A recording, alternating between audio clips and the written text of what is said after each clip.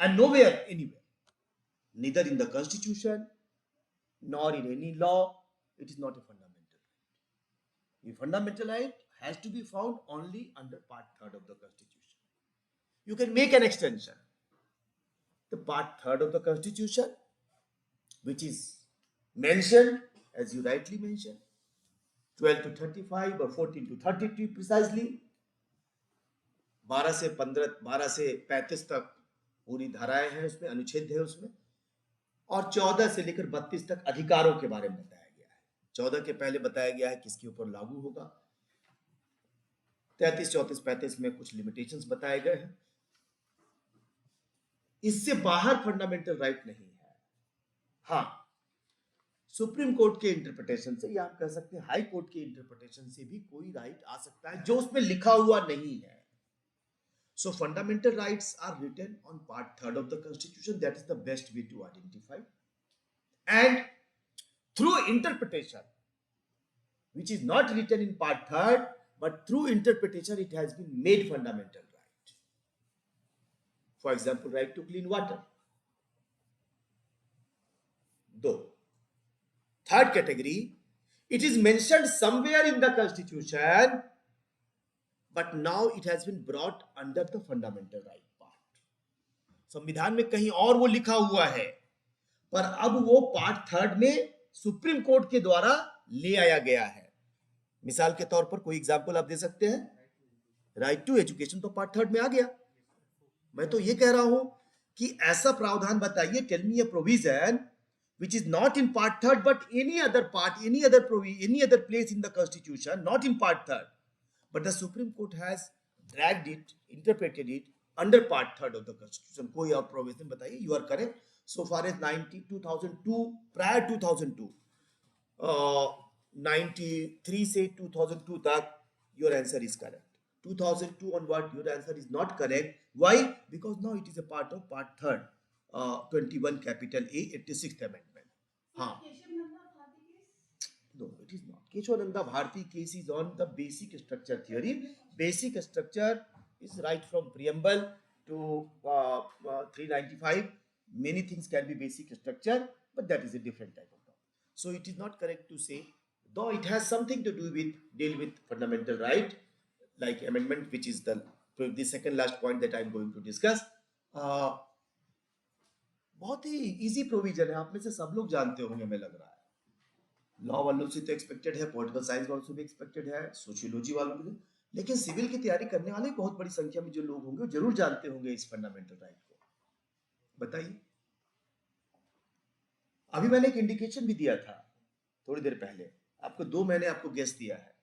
मैंने बताया था कि वो फंडामेंटल राइट हो गया है और लिखा नहीं है।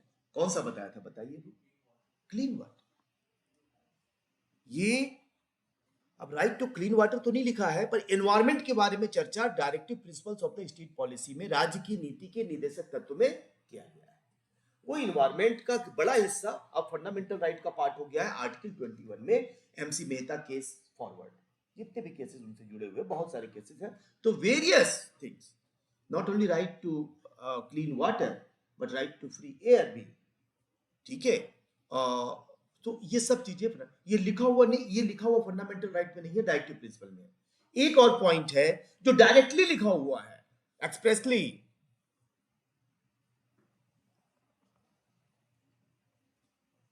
और वो आम आदमी से जुड़ा हुआ है और कोर्ट से जुड़ा हुआ है। बताइए आप। टू पे टैक्स, सुप्रीम कोर्ट से क्या जुड़ा है? पे टैक्स, पे टैक्स तो कोर्ट से, सुप्रीम कोर्ट ने किसी भी कोर्ट से, ट्रायल कोर्ट से भी जुड़ा हुआ है वो very good. Legal remedy, no, it is 32 legal remedy, constitutional remedy 32 already fundamental right में है।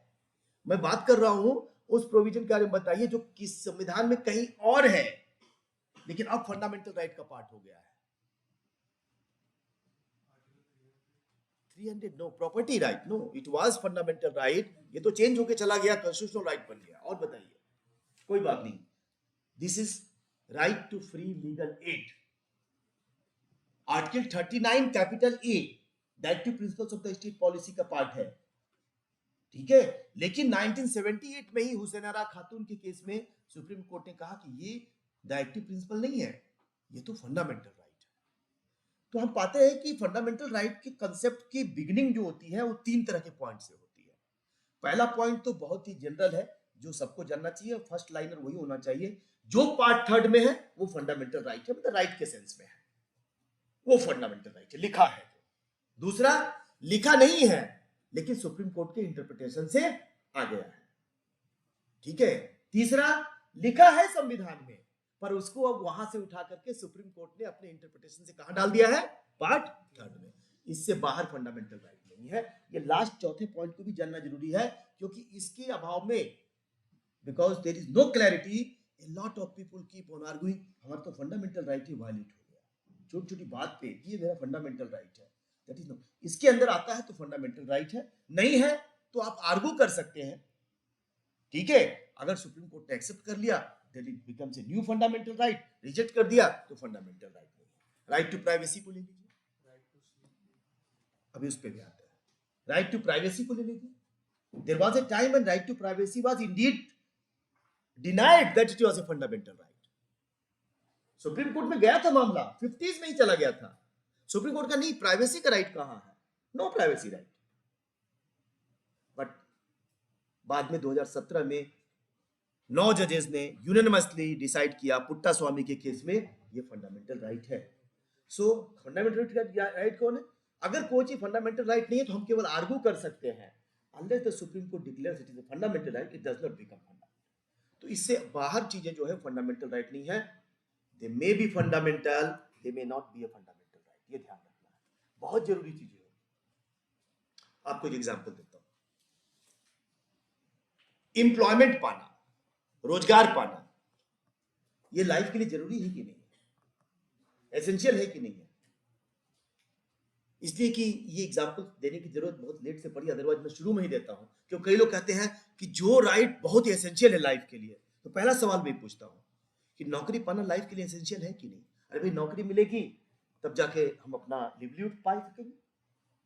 क्या right to get a job is a fundamental right? The answer is no, it is not. It may be a part of directive principles, it may be part of any other right under law, it is not a part of, still it is not a part of fundamental right. इस अंतर को ध्यान रखना है कि fundamental right क्या, तो it may be fundamental, it is still not a fundamental right. Many things can be fundamental because of various reasons. It has not yet been declared fundamental right. So, दूसरा है कि कभी कभी ये question आता है कि why this right is called as fundamental right. उसके जो है एक तो सीधा आंसर ये हो सकता है कि because it is in the fundamental law of the land. What is the fundamental law of the land? This is constitution. But that is not a very correct answer, because rights are not limited to part third. Directive principles of state policy also talk about rights. 300 capital A talk about rights, 301 to 308 that talk about right. Election commission chapter में चले जाइए, वहां भी rights है, number of rights है, एक दो नहीं है। सो फंडामेंटल राइट के लिए इसलिए ये फंडामेंटल लॉ में तो है पर पार्ट थर्ड में है, that is I think the best description. Now आज जो डिस्कशन करेंगे, देखिए अभी ये की ड्राइवर्स है हमारे रेनबो ऑफ राइट्स, की चर्चा जरूर करेंगे because it helps us know what is the concept of fundamental right, क्या डिफरेंस है अदर राइट्स से, फंडामेंटल राइट्स कहां है ये हम लोगों ने डिस्कस अब कर लिया है, पार्ट थर्ड में है। डेफिनेशन कहां है ये भी हम लोगों ने अब तक डिस्कस कर लिया, ये 2 पॉइंट हमने डिस्कस कर लिया। व्हाई, क्या जरूरत पड़ गई इसकी, क्या जरूरत थी फंडामेंटल राइट की, इसमें 3-4 पॉइंट डिस्कस करेंगे। ये लिमिटेशन है पावर पे, पावर यूज किया है, ब्रैकेट में स्टेट दिया है, ध्यान रखिए। जनरली हम कह देते हैं कि ये स्टेट पर लिमिटेशन है, answer is largely correct, substantially correct, but it is also limitation on personal right, some cases हम उसको डिस्कस करेंगे। Duties on state and individuals, duty state को ड्यूटी देता है, वो भी डिस्कस करेंगे। फंडामेंटल राइट का नेचर क्या है वो डिस्कस करेंगे। स्ट्रॉन्गेस्ट इसको कहते हैं, मोस्ट इंपॉर्टेंट भी कहते हैं, वो सही है, क्या रीजन है। क्या finance can it be subject to finances, हम कह सकते हैं कि भाई फंडामेंटल राइट तो है लेकिन हमारे पास फाइनेंस नहीं है, इसलिए अभी हम इसको लागू नहीं कर सकते। ये सवाल का जवाब मैं आपसे जरूर चाहूंगा। इस जो लास्ट ये सवाल, अमेंडमेंट्स की क्या स्थिति है, फंडामेंटल राइट अमेंड हो सकते हैं कि नहीं, फंडामेंटल राइट्स और डायरेक्टिव प्रिंसिपल्स में क्या फर्क है और अभी क्या स्थिति है, नए डायमेंशंस क्या है और कंक्लूडिंग रिमार्क्स क्या है। ये सीक्वेंस जो है मेंटेन करूंगा तो मैं नहीं बोल सकता, लेकिन मैं ट्राई करूंगा किसी सीक्वेंस से चलूंगा। हम जब राइट्स की बात करते हैं, rights is a bouquet, it contains A number of rights. Legal है, कॉन्स्टिट्यूशनल है, ह्यूमन राइट्स इसकी बात तो सुने ही है, कस्टमरी राइट्स भी होते हैं, सोशल राइट्स भी होते हैं, मोरल राइट्स भी होते हैं। मैंने यहाँ आया तो आप में से कई लोगों ने गुड मॉर्निंग कहा, हम कहते ही हैं। किस संविधान में लिखा है कि आने पर गुड मॉर्निंग करना है? किसी कानून में लिखा है? आईपीसी, सीआरपीसी, एविडेंस, भारतीय न्याय संहिता, सीसीएस रूल्स में लिखा हुआ है, पार्लियामेंट्री रूल्स में लिखा हुआ है? What type of law, what type of law is this? Moral law है, सोशल लॉ। इस पूरी सोसाइटी इंडियन मोरल लॉ से चल रही है। हमको कभी भ्रम हो जाता है कि सोसाइटी जो है ये लॉ है पार्लियामेंट और स्टेट का, सोसाइटी तो एक्चुअली मोरल लॉ से चल रही है। जिस सोसाइटी में मोरल लॉ जितने स्ट्रांग होंगे, सोशल लॉ जितने स्ट्रांग होंगे, वो सोसाइटी उतनी ही ज्यादा स्ट्रांगली आपस में बंधी रहेगी और प्रॉब्लम वहां कम होगी। जहां पर लॉ की इंटरवेंशन बढ़ती जाती है, वो सोसाइटी समझिए उतनी ही वीक होती जा रही है। सोसाइटी की वीकनेस का ये इंट्रोडक्शन है कि लॉ को इंटरवीन करके उस गैप को भरना पड़ रहा है। तो मोरल राइट्स होते हैं, सोशल राइट्स होते हैं, लेकिन हम फिर लीगल राइट्स पे आते हैं। लीगल राइट्स का मतलब है वो राइट्स जो कहीं ना कहीं किसी लॉ के द्वारा रिकॉग्नाइज किए गए, किसी लॉ के द्वारा रिकॉग्नाइज किए गए। जब लॉ के रिकॉग्निशन की बात करते हैं तो कोई कंपिटेंट अथॉरिटी होना चाहिए। 20-50 लोग मिल करके वहां एक कोई बात कह दिए, आज लॉ हो गया, ये ऐसा नहीं, उसके पास कुछ कंपिटेंस होना चाहिए। इसका वो कंपिटेंस कहीं से आना चाहिए। सो हम जब लीगल राइट बोलते हैं तो लीगल राइट में बहुत सारे राइट्स शामिल है। Legal right, constitutional right, human rights, ये रिकॉग्नाइज्ड राइट्स है। ह्यूमन राइट्स रिकॉग्नाइज्ड है सेक्शन 2(1)(d). कौन सा एक्ट है ह्यूमन राइट का, कोई बताएंगे आप में से? किसी को ध्यान में है? एक एक्ट है जो ह्यूमन राइट का है, ह्यूमन राइट से डील करता है, किसी को ध्यान में है? पी से शुरू होता है वो, protection of human rights act 1993। उसके सेक्शन 2(1)(d) में ह्यूमन राइट को परिभाषित किया गया है। It is describe, UN document में भी डिस्क्राइब है, उतना अच्छा डिस्क्राइब नहीं जितना हमने डिस्क्राइब किया है इंडिया में। कॉन्स्टिट्यूशनल राइट की कोई डिस्क्रिप्शन नहीं है। कॉन्स्टिट्यूशनल राइट का मतलब क्या? जो राइट्स कॉन्स्टिट्यूशन में दिए गए हैं, आप जहां जहां राइट्स रिकॉग्नाइज कर सके एक्सप्रेसली या इम्प्लाइडली, वो सारे कॉन्स्टिट्यूशनल राइट है। फंडामेंटल राइट में भी है, डायरेक्टिव प्रिंसिपल में भी है, 300 कैपिटल ए भी हो गया और 301 to 308 हो गया, ये सारे कॉन्स्टिट्यूशनल राइट है। लीगल राइट तो कॉन्स्टिट्यूशन में भी है, आईपीसी में भी है जो चला गया अभी। राइट ऑफ प्राइवेट डिफेंस का नाम सुना होगा आप लोगों ने, अब भारतीय न्याय संहिता में आ गया है वो। राइट ऑफ प्राइवेट राइट है, देखिए राइट वर्ड यूज हुआ है। लॉट ऑफ इनएक्टमेंट, वो भी लॉ है, लीगल राइट हो गया। फंडामेंटल राइट क्या है? Fundamental rights are constitutional right because they are in constitution, but fundamental rights are those rights जो पार्ट 3 में है, ये डिस्कस हम कर चुके हैं। Are they human rights? Certainly they are human rights, and indeed all fundamental rights are human rights, but vice versa is not correct. मैं फिर से बोल रहा हूं ऑल, क्योंकि ये जो है हमें कंसेप्ट को जानने में बहुत हेल्प करने वाला है। All fundamental rights are human rights, but not vice versa, means all human rights are not fundamental rights. Now you have to tell me if this statement is correct or not. This is first, and the reasons. If you say no, this is not correct, you give me the reason. If you say it is correct, you give me the reason. बताइए, जो नहीं बोले हो वो पहले बताएं। बहुत सारे लोग मैं देख रहा हूं जो, हाँ बताइए।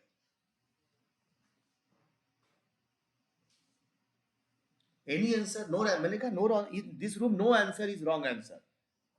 आप कोई भी आंसर दे सकते हैं, गलत आंसर की चिंता मत करिए आप, और ना ये चिंता करिए कि somebody will break the ice। आप शुरू करिए, टेक इनिशिएटिव।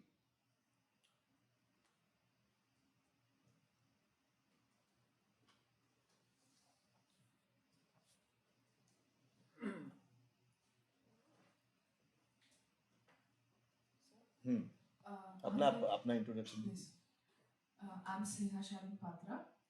सर, हमने जैसे अभी जस्ट डिस्कस किया था कि कैसे फंडामेंटल राइट्स जो है वो एसेंशियल होती है, तो इस तरीके से जो फंडामेंटल राइट्स एसेंशियल है, एनफोर्स्ड है as fundamental rights, they are essential, therefore they become human rights. But human rights do not need to be fundamental rights. For example, जैसे employment वगैरह की बात की हमने, उसके कुछ provisions हो सकते हैं, पर it's not necessary for fundamental. ठीक है, लाडली करेक्ट। और कोई इसमें रिफाइनमेंट करना चाहते हैं? बताइए, ट्राई करिए। Good morning, sir. My name is Prafulla. Sir, right to property, right to general defense, ये सारे I guess human rights है, but fundamental rights नहीं। वेरी गुड, बहुत अच्छा। I think both the answers can be written. अगर आप कहीं note कर रहे हो अपने कंसेप्चुअल क्लैरिटी के लिए, तो दोनों आंसर लिखे जा सकते हैं। जैसे आपने कहा कि राइट टू एम्प्लॉयमेंट एक ह्यूमन राइट तो है, पर फंडामेंटल राइट नहीं है, क्योंकि पार्ट थर्ड में वो अभी तक लोकेट नहीं हो पाया है। और जैसा आपने कहा और प्रिसाइजली कि कॉन्स्टिट्यूशन में राइट टू प्रॉपर्टी है 300 कैपिटल ए में। और क्या बताया आपने? Sir, right to general defense। General defence है जो आईपीसी में दिया हुआ है, जो बीएनएस में आ गया, भारतीय न्याय संहिता में। लेकिन ये सब ह्यूमन राइट तो है, लेकिन ये फंडामेंटल राइट का पार्ट नहीं है। ठीक है।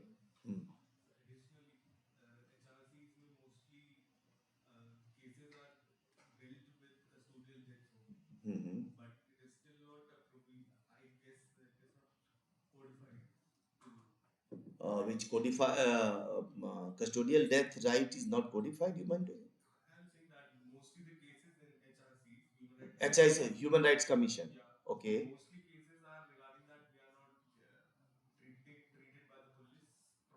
हाँ हाँ हाँ। I don't. I think this is not a safe answer. Not a safe answer. Every custodial death goes to Article 21. It is already indeed recognized in more than one cases. Sir, right to diagnose। One. ठीक है ना?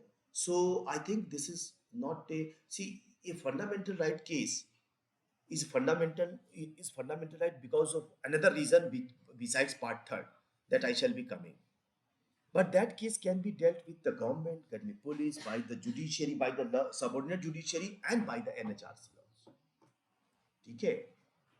So ठीक है, चलिए। और कोई इसमें कुछ और रिफाइनमेंट करना चाहते हैं, कुछ और जोड़ना चाहते हैं? घटा भी सकते हैं, डिसएग्री भी हो सकते हैं कि नहीं हम एग्री नहीं है, बताइए। ठीक है, तो आप समझना है, सिंपल है। हमें चेक करना है फंडामेंटल राइट्स और ऑल फंडामेंटल ह्यूमन राइट्स। हमें जानना होगा फंडामेंटल राइट क्या, ह्यूमन राइट क्या। फंडामेंटल राइट तो हमने जान लिया, ह्यूमन राइट्स क्या है। ह्यूमन राइट्स जो 21D में बताए गए हैं, प्रोटेक्शन ऑफ ह्यूमन राइट्स 1993। और ब्रॉडली आप कहें तो आप उसको ये कह सकते हैं, in any human rights document it is recognised, preferably an international document.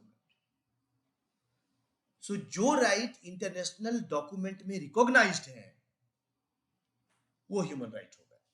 तो UDHR, universal declaration of human right 1948, ICCPR 1966, और उसके पहले के भी सीडॉ ले लीजिए आप, ठीक है, और क्राई ले लीजिए, चाइल्ड राइट्स के बारे में जो कन्वेंशंस है, ए लॉट ऑफ कन्वेंशंस आते हैं, हंड्रेड्स ऑफ कन्वेंशंस आते हैं, they are all international law documents. अगर उसमें कहीं भी किसी न किसी कन्वेंशन में रिकॉग्नाइज है, that is a human right. Human right का जो एरिया है बहुत ब्रॉड है, बहुत ब्रॉड है, उसका इन्फोर्सिबिलिटी से लिंक भी नहीं है। It is not necessary that it is essentially enforceable.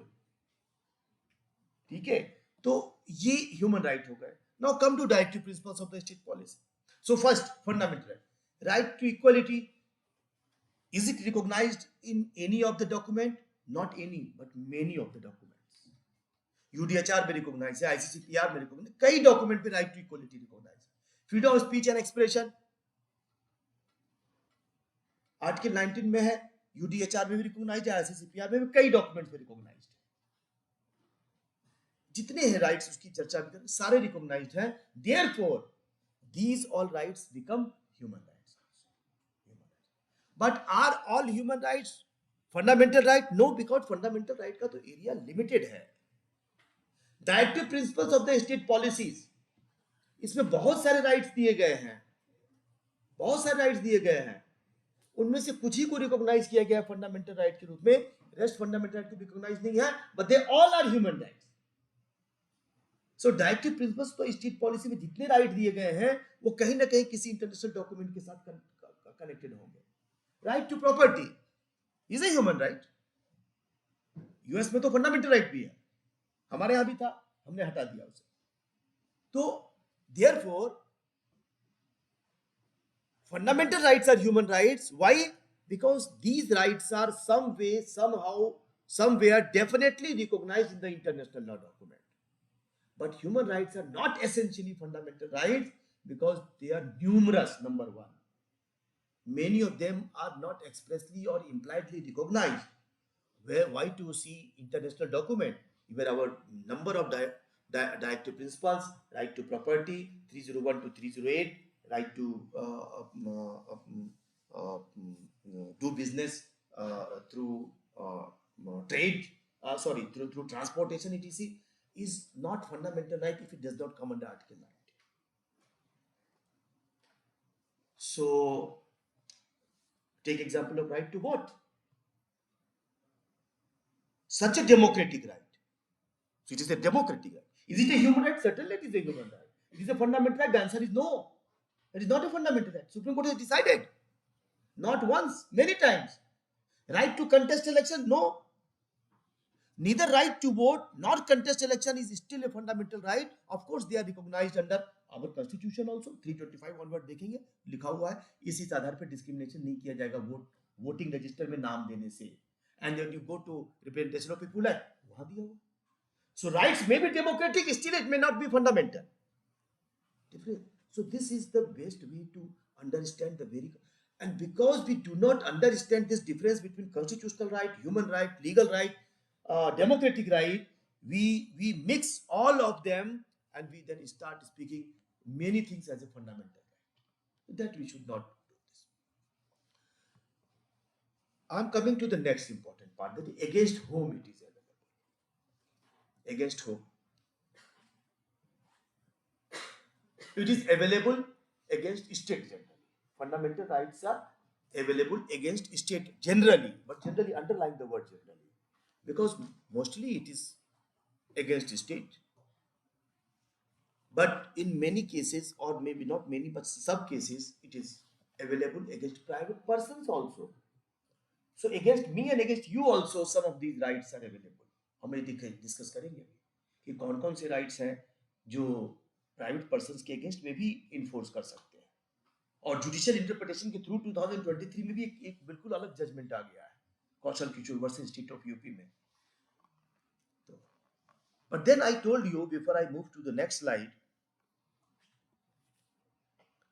that regarding fundamental right, identification of fundamental right, there is, besides part third, there is another important point, and that point differentiates it from many other rights. So fundamental rights are differentiated from human right, constitutional right, legal right, other rights, because it is found in part third, and these rights are not found in part third. What is the next important thing that distinguishes a fundamental right from other rights? बहुत आसान है, आप सबको उसका जवाब पता है.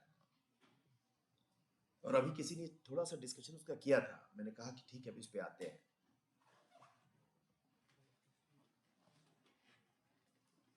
हाँ, आर्टिकल 20 एंड 21 फंडामेंटल राइट्स है. सो वो इमरजेंसी के टाइम पे आप उसको प्रिवेल नहीं कर सकते हो, like right to die with dignity. but then other fundamental rights can be suspended. Yes, other fundamental So how is it different? I mean, I'm telling that there is a golden thread which is applicable in all fundamental rights, but not applicable to other rights. So, I'm Arthur Kasuri. So, for the if the fundamental right has been violated, the Supreme Court can be approached. Yes, that is the correct answer. Very good. Very good. बहुत अच्छा. बाहर जाके एक cup चाय ज्यादा पिलाइएगा इनको आप लोग, ठीक है? This is the distinguishing feature. The second distinguishing feature, indeed, the practical distinguishing feature. First one is the theoretical. Second one is the practical. That for violation of fundamental right, one can directly approach to the Supreme Court under Article 32 or to the High Court under Article 226, but never to the subordinate court. District court में हम नहीं जा सकते fundamental right के violation के लिए. इसके advantage disadvantage दोनों हैं, वो एक अलग बात है. अगर आपने वो मूवी देखी हो, क्या नाम है जिसमें कि जॉली एलएलबी, कुछ लोगों ने देखी है आप में से, उस पर डिस्ट्रिक्ट कोर्ट में ही फंडामेंटल राइट की प्रोसीडिंग चल रही है, विच इज कंप्लीटली रॉन्ग। ठीक है, सो फंडामेंटल राइट की प्रोसीडिंग डिस्ट्रिक्ट कोर्ट में नहीं चलती। छोटा सा एक एरिया है पर उसमें हम नहीं जा रहे हैं, सिर्फ फंडामेंटल राइट कोई इशू आता है तो डिस्ट्रिक्ट कोर्ट को ये राइट है कि अपनी ओपिनियन फिर हाई कोर्ट को भेज देगा। तो केवल high court, all high court और सुप्रीम कोर्ट सब में फंडामेंटल राइट का इन्फोर्समेंट हम कर सकते हैं। ये कोई जरूरी नहीं है कि सुप्रीम कोर्ट में आने के पहले आप हाई कोर्ट में जाइए या हाई कोर्ट में की बजाय सीधे सुप्रीम कोर्ट में आइए।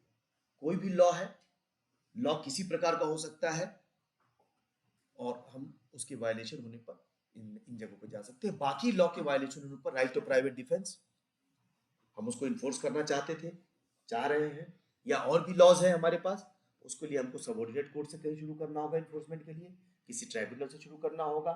ठीक है, कोई, तो ये सब जो है या कुछ मामलों में सुप्रीम कोर्ट जा सकते हैं बट नॉट अंडर आर्टिकल 32, किसी और लॉ में जा सकते हैं। 131 भी ओरिजिनल जुरिसडिक्शन है, स्टेट और जब यूनियन की भी डिस्प्यूट होता है। तो ये 2 पॉइंट हो गए जो आपको ध्यान रखना है। पहला कि पार्ट 3 में है, दूसरा और स्पेशली उनके लिए जो नॉन लॉ बैकग्राउंड से हैं कि पहला तो पार्ट 3 में है, उससे बाहर नहीं होगा, और दूसरा आर्टिकल 32 में हम सीधे जा सकते हैं। ये दोनों इंटर रिलेटेड है, दोनों इंटर रिलेटेड है। इंडीड ये वो चीज है जो इसको और राइट से ना केवल डिस्टिंग्विश करती है बल्कि उसको मोस्ट इंपॉर्टेंट और मोस्ट पावरफुल और स्ट्रॉन्गेस्ट राइट बनाती है। आप देखिए 13 और 32 की चर्चा हमने की है, स्ट्रॉन्गेस्ट राइट बनाती है। फंडामेंटल राइट स्ट्रॉन्गेस्ट है। नेक्स्ट क्वेश्चन हम डिस्कस कर रहे हैं इसके नेचर को जानने के लिए। अभी तक हम लोगों ने देखा पार्ट 3 में है और जो दिया है उसके अंदर है, सुप्रीम कोर्ट जा सकते हैं, but what makes it the strongest right? कौन सी बात है जो इस राइट को स्ट्रॉन्गेस्ट बनाती है, सबसे मजबूत राइट बनाती है? Just because it is in part 3 of the constitution, agree, लेकिन फिर और भी राइट्स हैं। बताइए कौन सी राइट्स है, कौन सी बात है जो इसको सबसे स्ट्रॉन्ग, सबसे पावरफुल राइट बनाती है? That is not A correct proposition, अपने मन से निकाल दीजिएगा। ये भी एक कंफ्यूजन है और आपको नहीं, बहुत सारे लोगों को, वकीलों को भी, कई अध्यापकों को भी कंफ्यूजन है। फंडामेंटल राइट का पूरा चैप्टर बेसिक स्ट्रक्चर का पार्ट नहीं है। ठीक है, ये कंफ्यूजन है लोगों को, और ना ही प्रियम्बल बेसिक स्ट्रक्चर का पार्ट है। ठीक है, बेसिक स्ट्रक्चर तो एक लिमिटेड टाइप ऑफ डॉक्ट्रिन है जो कुछ खास पर्पस के लिए लागू है। ठीक है, ये फंडामेंटल राइट का पार्ट नहीं है, क्योंकि अगर बेसिक स्ट्रक्चर का पार्ट ये हो जाएगा तब तो फंडामेंटल राइट को आप अमेंड ही नहीं कर सकते और कोई फंडामेंटल राइट निकाल नहीं सकते आप। ठीक है, तो इसलिए उनमें से कुछ है, आर्टिकल 14 हो सकता है, 21 हो सकता है, ठीक है, जो फंडामेंटल राइट बेसिक स्ट्रक्चर का पार्ट है। हाँ, और बताइए सबसे स्ट्रॉन्गेस्ट है?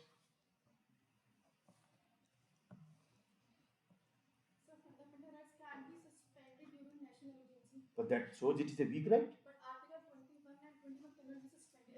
That means 21, 22 should be only most important rights. That is among fundamental rights. Your answer is correct. But that is the next level of understanding. That is very good. No, that is also a wrong proposition. Other rights means which are constitutional rights or no. अभी आएंगे इस पे। अब मैंने बताया भी है कि there are various fundamental right which are available लेकिन अगेंस्ट इंडिविजुअल आल्सो, पर उसमें आने के पहले इस पॉइंट को जरा क्लियर कर लें हम लोग। क्या है जो इस राइट को सबसे सिग्निफिकेंट, सबसे स्ट्रॉन्ग और सबसे पावरफुल बनाता है? ठीक है, हम जहाँ बैठे हैं जिस बिल्डिंग में, यहाँ लगभग 540-50 सांसद बैठते हैं जिसको हम चुनते हैं। उसके बाद इसी बिल्डिंग के एक तरफ में 250 सांसद बैठते हैं जो राज्यसभा कही जाती है। इन लोगों ने मिलकर एक कानून बना दिया, 750 लोगों ने यूनानिमस पास कर दिया कानून है।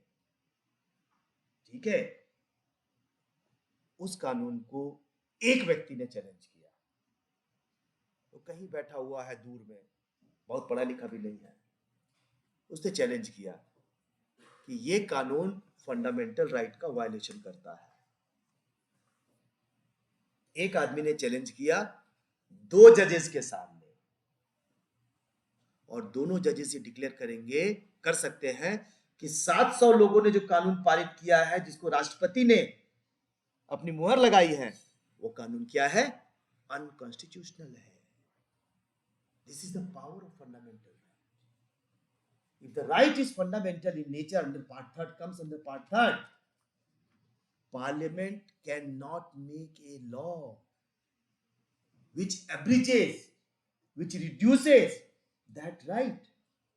If parliament wants to do, parliament can do under within reasonable restriction. Parliament can do within reasonable restriction. That makes this right more fundamental. And there are instances, number of rights which have, number of laws which have been made by the parliament, the court has declared it unconstitutional. So, So the courts are the guardians and the protector of the constitution. I think that makes the fundamental right more strong. I don't think that is the correct answer, because courts are the guardian of the constitution. Then constitution is from preamble to 395, not fundamental. So it is your a part of statement is correct. Indeed, your whole statement is correct. But to say that it is strongest right because courts are guardian for election purpose also. Courts are guardian for many other purposes, which does not come under fundamental right. So what makes fundamental right strongest right is Article 13 indeed, which clearly says that any law made by the parliament or state legislature, indeed the word state is used, if it violates fundamental right, then it can be declared unconstitutional by the High Court, not to come to Supreme Court. तो supreme court तो बड़ी authority, even a high court में 2 जजेस 3 जजेस बैठ करके 700 लोग 750 लोग, ठीक है, या 800 लोग जो मिलकर लॉ यहाँ पारित कर दें, या स्टेट लेजिस्लेचर में यूपी ले लीजिए, तो यूपी में कितनी सीट है लेजिस्लेचर में? यूपी लेजिस्लेचर में 400, और लेजिस्लेटिव असेंबली भी वहां पर है, उसमें कितनी सीट है? क्योंकि दोनों में पारित होना चाहिए. किसी को ध्यान में है? मुझे लग रहा है अराउंड 100 के आसपास होगी, शायद होगी, I am not sure but I am sorry. 500 लोग वहां पारित कर दें, अगर वो फंडामेंटल राइट का वायलेशन कर रहा है किसी भी एक आदमी का, और हाई कोर्ट कन्विंस हो गई, high court that can declare unconstitutional. Central law है, वो भी हाई कोर्ट अनकॉन्स्टिट्यूशनल कर सकती है. तो आप देख सकते हैं. तो this is the strength and strong, how strong this right is. And therefore, a parliament should be very much careful when it makes law. And here comes the duty of those who are associated with the parliamentarians. क्योंकि parliamentarian जो होते हैं उनके पास बहुत सारी compulsion होती है. Many of them are do not know law, nor we expect that know this nuances of law. But those associated must inform what is the correct decision as per the constitution. Parliament तो वैसे भी कोई legal rights जो fundamental rights नहीं है, शायद उनके against भी नहीं जा सकती है, व्हिच इज माय थिंकिंग, अभी मुझे पता नहीं. पर why are we restricting ourselves to fundamental rights की पार्लियामेंट अगेंस्ट फंडामेंटल राइट्स नहीं जा सकती है, पर लीगल राइट्स के अगेंस्ट जा सकती है, other legal rights. Isn't it also applicable to legal rights as much as it is applicable to fundamental? No, it is not applicable to legal rights. Huh? It is not. What to talk about fundamental rights? Parliament sometimes can make law which may be inconsistent with the directive principles of the state policy. Sometimes it looks like. ठीक है, आपको एक example देता हूँ. Directive principle में कहा गया है कि वो जो क्या कहते हैं उसे, जो ऐसी चीजें हैं जो नशा करती है शरीर में हमारे, उसको रोकना है, ये प्रोहिबिट करने के लिए कॉन्स्टिट्यूशन में कहा गया है. But every state has A department जिसका काम क्या है, रेवेन्यू उसका कैसा बढ़ना चाहिए. इनकंसिस्टेंसी है. पर ये अगर फंडामेंटल राइट में होता ये नहीं कर सकते. क्योंकि वहां गवर्नमेंट की कंपल्सन है. ठीक है, डायरेक्टिव प्रिंसिपल में कहा गया है उसको रोकना है हमें. मद्य निषेध है, वो जो इस तरह की शराब बंदी होनी चाहिए, ये डायरेक्टिव प्रिंसिपल्स का पार्ट है. पर स्टेट्स जो है बोलते हैं कि हमें रेवेन्यू कहाँ से आएगा, आप बिहार और गुजरात को देखिए, उनके पास रेवेन्यू क्राइसिस बहुत बड़ी संख्या में, बड़ा सेक्रीफाइस करते हैं, वो हजारों करोड़ का सेक्रीफाइस करते हैं. तो parliament can make law when which can violate other laws. So एक लॉ बनाया गया है, पार्लियामेंट एक लॉ लाती है, वो दूसरा लॉ बना देती है, वो वायलेट हो सकता है, नया लॉ लागू होगा, दूसरा लॉ लागू नहीं होगा. लेकिन अगर पार्लियामेंट कोई लॉ लाती है जो फंडामेंटल राइट के अगेंस्ट है, फंडामेंटल राइट हमेशा ही ऊपर रहेगा. लॉ में क्या होगा, एक लॉ बनाया सरकार ने, जैसे मैं आपको एग्जांपल देता हूं. मान लीजिए कि गवर्नमेंट ने एक लॉ बना दिया कि किसी एक काम के लिए कोई पनिशमेंट है, जो पनिशमेंट होगा 1 साल का है, अभी मान लीजिए. एक और लॉ बनाया उसने, और उस लॉ के लिए कहा कि इसके लिए पनिशमेंट 2 साल का होगा. ठीक है, और ये डायरेक्ट कंफ्लिक्ट में है दोनों के. तो जो नया लॉ है वो प्रिवेल करेगा. पार्लियामेंट ने बनाया, जनरली एक हार्मोनियस कंस्ट्रक्शन होना चाहिए, पर अगर रिक्वायर्ड है तो कोर्ट्स विल डिक्लेयर कि no, new law will prevail, not the old law. But that is not the case with fundamental right, which was incorporated right back in 1949 or 50. आप अभी भी बनाएंगे, आप ये नहीं कर सकते नया लॉ बना दिया. फंडामेंटल राइट है तो आप अमेंडमेंट कर सकते हैं कॉन्स्टिट्यूशन में, पर आप law. So only fundamental right. So article 13 कहता है फंडामेंटल राइट की अगेंस्ट में नहीं जाना चाहिए. ये पॉइंट हो गया. तो लॉ के अगेंस्ट में जा सकता है, और इसलिए आप देख सकते हैं कई लॉ बना करके कुछ राइट्स हमारे पहले होते हैं, उन राइट्स को ले लिया जाता है, और उसके लिए फिर कई बार आंदोलन होते हैं. ठीक है, आप तो जितने प्रोटेस्ट होते हैं उसमें बहुत सारे प्रोटेस्ट होते हैं जो लॉज के चेंज के कारण है. गवर्नमेंट कई बार उनको एक्सेप्ट कर लेती है, कई बार उसको एक्सेप्ट नहीं करती. पर अगर फंडामेंटल राइट के अगेंस्ट होंगे तो उसको कोर्ट में आकर के आप अनकॉन्स्टिट्यूशनल भी करा सकते हैं. कोई और बात पूछना चाहते हैं आप? अपना नाम बता दीजिए. Hello sir, I'm Manas. I wanted to. I have two-part question. Firstly, it is whether if a fundamental right can be amended by the parliament, then indirectly are we not allowing the parliament to make a law which is in contradiction or which goes against current fundamental right? And the second part is there any way to limit the power of a fundamental right? No, first question I'm not able to understand. You mean to say that Parliament is making law which is going against fundamental right? Sir, I meant to ask if amendments can be made to fundamental rights. Amendments can be made to fundamental. Okay, got it. So Yes. then are we not allowing? Got it. Now got it. Yes.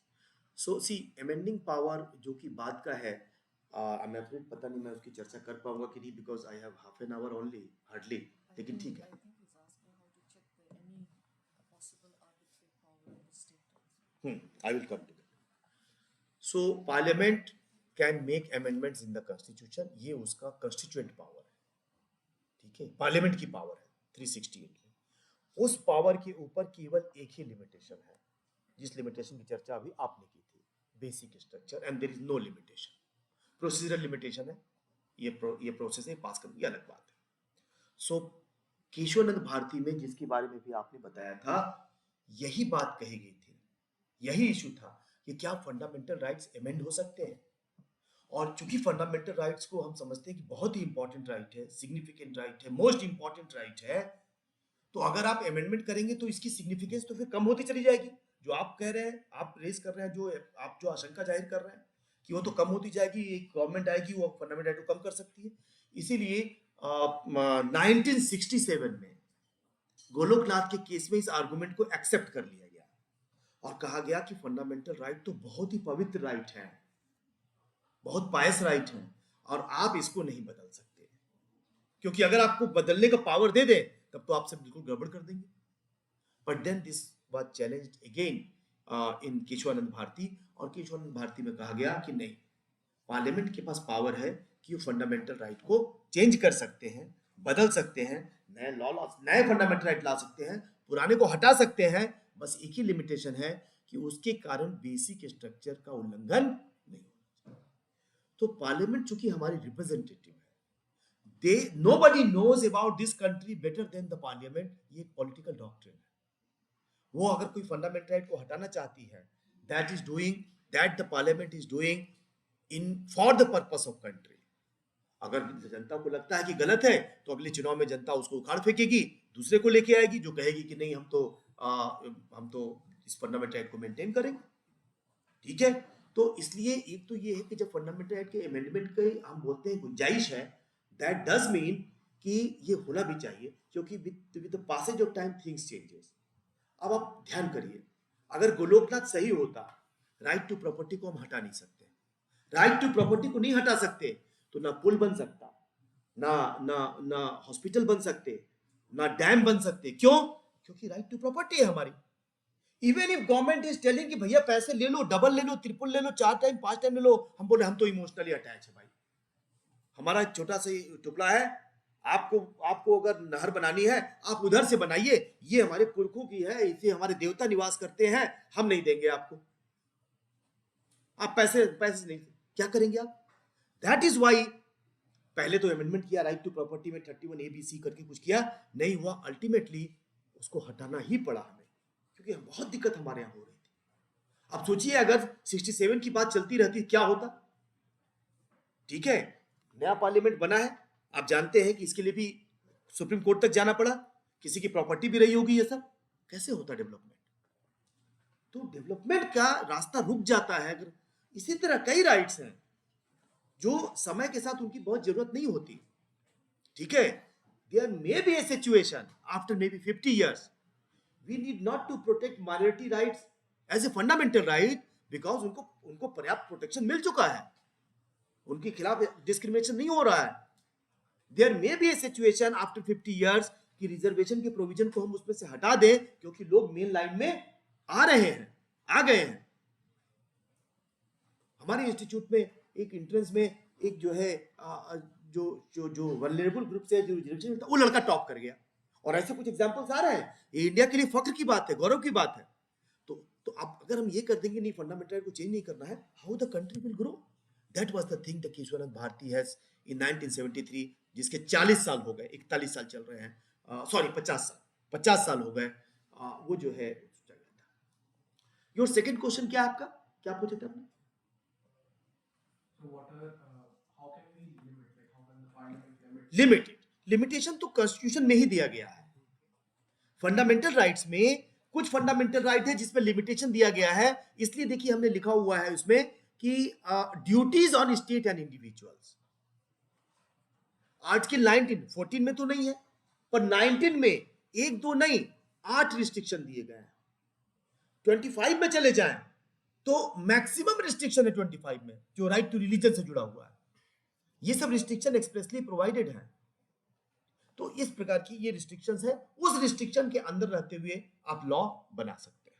ठीक है, amendment की बात, अच्छी बात है, amendment की बात आ गई आपके कारण, तो अमेंडमेंट का इशू मैं खत्म कर रहा हूं। तो अमेंडमेंट में क्या बात हुई?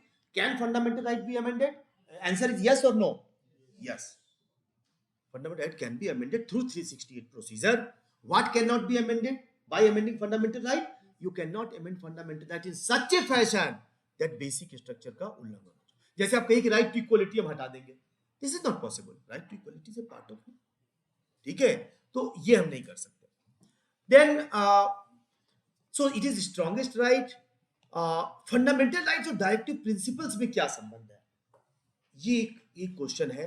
तो फंडामेंटल राइट जो है इन्फोर्सिबल है आर्टिकल 32 में या 226 में, और डायरेक्टिव प्रिंसिपल्स को एक्सप्रेसली कहा गया है कि वो इन्फोर्सिबल नहीं है। And for those who may not be from law background, और मुझे लग रहा है सबको पता ही होगा, fundamental rights are part 3rd of the constitution, directive principles are in part 4 of the constitution। 35 तक फंडामेंटल राइट खत्म होता है और 36 से डायरेक्टिव प्रिंसिपल शुरू हो जाता है, जो 51 तक जाता है, 51 तक। पर दोनों के बीच का अंतर समझना है। Fundamental rights are rights which is enforceable through Supreme Court or the High Court, number 1. And number 2, the Parliament cannot make any law which restricts our fundamental right, subject to what is permissible under the Part 3. Directive principles are just discretion, just a guideline. आप उसको कह सकते हैं उपदेश है, संदेश है, आदेश नहीं है। फंडामेंटल राइट आदेश है, पर डायरेक्टिव प्रिंसिपल क्या है? उपदेश है, संदेश है। उसको हम मानना चाहे माने, नहीं मानना चाहे ना माने, इस सेंस में कि हम इसके लिए कोर्ट नहीं जा सकते इन्फोर्स करने के लिए. We can not go to the court to enforce it. ये बात साफ साफ वहां लिखी गई है. फंडामेंटल राइट में आर्टिकल 13 में लिख दिया गया है ये इन्फोर्स होगा हाई कोर्ट सुप्रीम कोर्ट में. डायरेक्टिव प्रिंसिपल में आर्टिकल 37 में साफ साफ लिख दिया गया है ये इन्फोर्स नहीं होगा. पर कोर्ट्स ने उसका रास्ता निकाला है और फंडामेंटल राइट के साथ कुछ राइट्स को, जैसे राइट टू एजुकेशन आपने बात कही, एनवायरमेंट की बात हो गई, प्राइवेसी राइट हो गया आर्टिकल 21 में, 39A में फ्री लीगल एड हो गया. इस तरह के कई राइट्स को, equal pay for equal work जो 39 में दिया हुआ है डी में, वो फंडामेंटल राइट का पार्ट बना दिया गया है. ये कई जजमेंट्स के थ्रू कुछ राइट्स को डायरेक्टिव प्रिंसिपल के उसको वो इन्फोर्स कर रहा है. But the main point is what is the difference. This is the first difference. Technical difference तो ये पार्ट 3 और पार्ट 4 में है. दूसरा डिफरेंस ये है कि ये एक मैंडेट है, इसको पूरा करना है आपको. ये कोई कैजुअल बात नहीं है चलो बाद में करेंगे. नो, आपको करना है इसको, फंडामेंटल राइट को. डायरेक्टिव प्रिंसिपल के साथ आपको टाइम दिया गया है, आप करिए. करना तो आपको भी है लेकिन इसके लिए आपके टाइम है आपको. और इसलिए कहा गया है कि इन्फोर्स तो नहीं कर सकते पर स्टेट के लिए फंडामेंटल है, अपनी पॉलिसी में उसको बनाएंगे. इस कारण से कभी कभी ये डिस्प्यूट हो जाता है कि फंडामेंटल राइट और डायरेक्टिव प्रिंसिपल में कौन ज्यादा इंपॉर्टेंट है. ये स्वाभाविक है. एक राइट इन्फोर्स होता है, एक राइट इन्फोर्स नहीं होता है. एक राइट के अगेंस्ट में पार्लियामेंट लॉ बना देगी तो अनकॉन्स्टिट्यूशनल हो जाएगा. एक राइट में कोई लॉ अगर इनकंसिस्टेंट होकर बनाया जाता है तो भी अनकॉन्स्टिट्यूशनल नहीं होगा, इन्फोर्स होगा. तो मन में बात तो आ सकती है ना, which one is more important. But Minerva mill did not से दिस, इट से कंट्रेरी. ध्यान रखना है, आपका half of the information correct है, हाफ इज कंप्लीटली रॉन्ग. ये डिस्प्यूट उठा कि फंडामेंटल राइट मोर इंपॉर्टेंट है डायरेक्टिव प्रिंसिपल, और ये बहुत नेचुरल आर्गुमेंट था, बहुत ही नेचुरल आर्गुमेंट था. तो वहां 1980 में केस आया मिनरवा मिल ने कहा ना तो फंडामेंटल राइट मोर इंपॉर्टेंट है जस्ट बिकॉज ये इन्फोर्सेबल है, और ना ही डायरेक्टिव प्रिंसिपल सबऑर्डिनेट है क्योंकि ये इन्फोर्सेबल नहीं है. Both are at the same footing and we have to harmoniously construct it. कोई बड़ा छोटा नहीं है. ये पहली बात उन्होंने कही मिनरवा मिल के केस में 1980 में 5 जजेस ने. पहला पॉइंट ये कहा. और दूसरा पॉइंट ये कहा कि ये जो बैलेंस है इनके बीच में, जो बैलेंस हम कह रहे हैं कि दोनों बराबर है, आप इस बैलेंस को कॉन्स्टिट्यूशनल अमेंडमेंट करके भी नहीं बिगाड़ सकते. ये दूसरी बात बहुत इंपॉर्टेंट है. आप ये नहीं कह सकते कि अच्छा फंडामेंटल, आप एक क्लॉज लगा दिया फंडामेंटल राइट पार्ट में, अमेंड कर दिया, अमेंड करके लिख दिया कहीं पर कि fundamental right shall be more important directive principle. आप कर ही नहीं सकते. क्यों? क्योंकि 1980 में सुप्रीम कोर्ट ने कह दिया कि ये दोनों क्या है अब बराबर. ये बात क्यों आई? क्योंकि इसके पहले अमेंडमेंट करके पार्लियामेंट ने कर दिया था कि डायरेक्टिव प्रिंसिपल्स के जो प्रोविजंस हैं वो फंडामेंटल राइट से ज्यादा इंपॉर्टेंट है. एक्सप्रेसली कर दिया था. कहा भाई देश के विकास के लिए हमें जो है बहुत सारे काम करने होते हैं.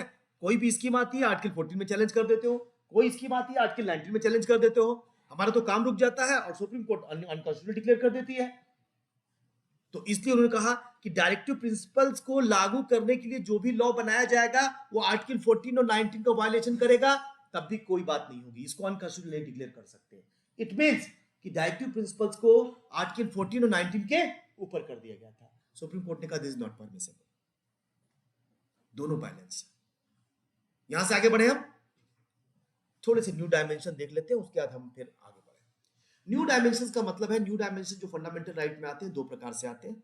एक तो पार्लियामेंट लाती है और दूसरा कोर्ट्स लाती है, high courts, and then finally the supreme court लाती है. न्यू डायमेंशन का ये मतलब हो गया कि कौन से नए राइट्स आ रहे हैं. और बहुत सारे नए राइट्स हैं. जो प्रिजनर्स हैं उनके लिए राइट्स, बहुत सारे राइट्स हैं प्रिजनर्स के लिए. जो लिटिगेंट्स हैं उनके लिए राइट्स हैं. जो महिलाएं हैं उनके लिए राइट्स हैं. फॉर एग्जाम्पल 1997 में विशाखा का केस आया और 1997 कहा गया कि फंडामेंटल राइट में तो सारी बात कही गई है, लेकिन जो वर्किंग वुमेन है उसके लिए अच्छा माहौल होना चाहिए. जो जहां वो वर्क कर रही है, बीट प्राइवेट सेक्टर और पब्लिक सेक्टर, अगर ये नहीं है that goes against fundamental right of article 14. बहुत रिवॉल्यूशनरी जगह। सॉरी, मैं जो प्रीवियस डिस्कशन थी, जैसे जब आपने बोला कि दोनों इक्वल होती है, डीपीएसपी और फंडामेंटल राइट्स, तो फिर अगर हम बात करते हैं कि फंडामेंटल राइट्स प्रिवेल करती हैं यूजुअली हर सिचुएशंस पे, तो फिर अगर हम इसी आर्ग्यूमेंट के साथ ही साथ ये बोल रहे हैं कि इक्वल है, तो फिर क्या ये भी हो सकता है कि डीपीएसपी इस पे चैलेंज कर सकता है फंडामेंटल राइट पे? नहीं, देखिए क्या है कि कोर्ट ने ये कहा है कि ये एक बैलेंस है, एक को इन्फोर्सबल बनाया है, एक को इन्फोर्सबल नहीं बनाया है ड्यू टू वेरियस रीजंस। ठीक है, दोनों राइट्स हैं, बट ये राइट्स तो एसेंशियल राइट्स हैं, इसके लिए कोई कॉम्प्रोमाइज नहीं है, आपको करना ही करना है। ये राइट्स ऐसे हैं जिसमें कि कुछ कल्चरल राइट्स हैं, जैसे वो यूनिफॉर्म सिविल कोड, सभी लोग तैयार नहीं है पूरी तरह, उस समय की बात है, अब तो 70-75 साल हो गए, लोग तैयार हो रहे हैं, होना भी चाहिए। ठीक है, या राइट टू एजुकेशन, नई कंट्री थी, कैसे सबको एजुकेशन हम देंगे, क्योंकि हमारे पास तो खाने के लाले पड़े थे उस समय। ठीक है, तो बाद में कोर्ट ने कहा 92-3 में कि अब भाई 30-40 साल हो गए, अब ये बहाना नहीं चलेगा कि अभी भाई अब तो 40 साल हो गए, तो उन्होंने फंडामेंटल राइट में डाल दिया। डायरेक्टिव प्रिंसिपल्स में जो वो थे फ्री लीगल एड, तो वहां कहा गया कि भाई इतनी बड़ी कंट्री में हम फ्री लीगल एड कैसे देंगे, इतने लोगों को फ्री कैसे, इतनी, ये दो लोगों का केस है, मेरा कोई केस है, आप उससे लड़ रहे हो, तो ये कोई पर्सनल केस है, क्रिमिनल केस हो तो हम मान भी लें, पर सिविल केस में हम क्यों करें? कोर्ट ने कहा नथिंग डूइंग, ये 1950 नहीं है, 78 चल रहा है, गरीब आदमी आ रहा है, एक्सेस टू जस्टिस एक फंडामेंटल राइट का पार्ट है, आपको फ्री लीगल एड देना पड़ेगा, व्यवस्था करिए। ठीक है, तो ये ऐसा, पर डायरेक्टिव प्रिंसिपल में कई ऐसे प्रोविजन हैं, जो हेल्थ को ले लीजिए आप, हेल्थ को सुप्रीम कोर्ट के कई जजमेंट में कहा गया है कि it is a part of fundamental right, it is not A part of fundamental right in the sense कि हर कोई चला जाए और कहे कि हमारी पूरी चिकित्सा फ्री ऑफ कॉस्ट होगी, नहीं पॉसिबल है, हमारे पास इतने पैसे नहीं है। ठीक है, तो अभी डायरेक्टिव प्रिंसिपल्स का पार्ट है, तो इसलिए वो अनइन्फोर्सबल बनाया गया due to various reasons. Directive principle और वो बराबर आ गए हैं, इसका कहने का मतलब है कि पार्लियामेंट ऐसा कुछ ना करे कि वो डायरेक्टिव प्रिंसिपल को बड़ी कर दे और फंडामेंटल को छोटा कर दे, या फंडामेंटल राइट को बहुत बड़ा कर दे और डायरेक्टिव प्रिंसिपल छोटा कर दे। लेकिन डायरेक्टिव प्रिंसिपल चूंकि वो बराबर, इसलिए चैलेंज करेंगे, चैलेंज की कोई बात नहीं। कोई और बात पूछना चाहते हैं? सर, क्या राइट्स और ड्यूटीज आपस में कोरिलेटिव हैं? 100% कोरिलेटिव है, हर राइट्स जो है उनके साथ कोई ना कोई ड्यूटी है, और कुछ प्रोविजन हम देखते हैं। न्यू डायमेंशंस की चर्चा कर लिया मैंने कि न्यू डायमेंशन में जो है नए राइट्स आ रहे हैं, और नए राइट्स कोर्ट्स के डिक्लेरेशन के बाद ही आते हैं या पार्लियामेंट के थ्रू आते हैं। लेटेस्ट जो बड़ा राइट है वो राइट टू प्राइवेसी है, जो बहुत बड़ा राइट है, उसके अलावा भी कुछ राइट्स आए हैं। अब देखिए ये राइट्स का एक जनरल कैटेगराइजेशन है, 6 राइट्स आपको दिख रहा है। राइट टू इक्वलिटी आर्टिकल 14 से 18 में है, राइट टू फ्रीडम 19 से 22 तक है, राइट अगेंस्ट एक्सप्लॉयटेशन 23 से 24 तक है, to right to freedom of religion 25 to 28 है, cultural and educational right 29 to 30 है, सेविंग ऑफ सर्टेन लॉज चूंकि पार्ट में लिखते हैं, राइट टू कॉन्स्टिट्यूशनल रेमेडीज 32 में है, एक्चुअली 35 तक चूंकि है वो हेड, इसलिए मैंने उसको लिखा हुआ है। इस प्रकार आप देख सकते हैं 4 और 2 6 राइट्स का ग्रुप बना हुआ है, ये फंडामेंटल राइट्स है। आर्टिकल 12 में डिफाइन किया गया है, डेफिनेशन दिया गया स्टेट का। स्टेट का मतलब क्या है? क्यों? क्योंकि generally fundamental rights against state है, तो स्टेट को डिफाइन करना बहुत जरूरी है। और स्टेट का मतलब क्या है? स्टेट का 6 मतलब बताएगा, ये पार्लियामेंट और स्टेट लेजिस्लेचर, सभी स्टेट की स्टेट लेजिस्लेचर, ये स्टेट है। एग्जीक्यूटिव, चाहे यूनियन एग्जीक्यूटिव हो, चाहे स्टेट एग्जीक्यूटिव हो, चाहे पॉलिटिकल एग्जीक्यूटिव हो, चाहे सिविल एग्जीक्यूटिव हो, सब स्टेट का पार्ट है, स्टेट को रिप्रेजेंट करते हैं। थर्ड कैटेगरी है अथॉरिटीज, चाहे लोकल अथॉरिटीज हो, चाहे अदर अथॉरिटीज हो। तो डिस्ट्रिक्ट मजिस्ट्रेट एक लोकल अथॉरिटी है, अदर अथॉरिटी दिल्ली यूनिवर्सिटी हो गया, अदर अथॉरिटीज हो गई, म्युनिसिपल कॉर्पोरेशन अदर अथॉरिटीज हो गया, ये सब स्टेट के पार्ट है। इसका मतलब दिल्ली यूनिवर्सिटी ऐसा कोई रूल नहीं बना सकती जो फंडामेंटल राइट का वायलेशन करता है।